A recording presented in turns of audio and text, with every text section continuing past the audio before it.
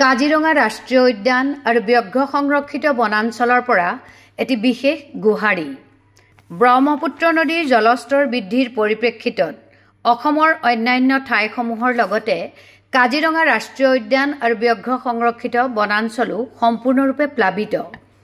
প্লাৱনত উটি ভাহি ফুৰা বন্য জীৱ-জন্তুক সুৰক্ষা দিয়াত কাজিৰঙাৰ দাঁতিকাষৰীয়া ৰাইজৰ সহযোগিতা অপৰিসীম, যাৰ বাবে আপোনালোক ধন্যবাদৰ পাত্ৰ। বানত উটি ভাহি জীৱ-জন্তুসমূহ নিৰাপত্তা বিচাৰি বিভিন্ন ঠাইলৈ ঢাপলি মেলা দেখা গৈছে। সেয়ে বৰ্ণাঢ্য গড়, হাতী, মহ, বাঘ আদি দেখা পালে লগে লগে বন বিভাগ অথবা আৰক্ষী বিভাগক খবৰ দিয়ক। বানাক্ৰান্ত বন্যজীৱ, বিশেষকৈ বাঘ, গড়, মহ আদিৰ কাষলৈ নাযাব।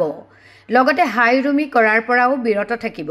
এনে কৰিলে আঘাতপ্ৰাপ্ত হোৱাৰ সম্ভাৱনা অধিক।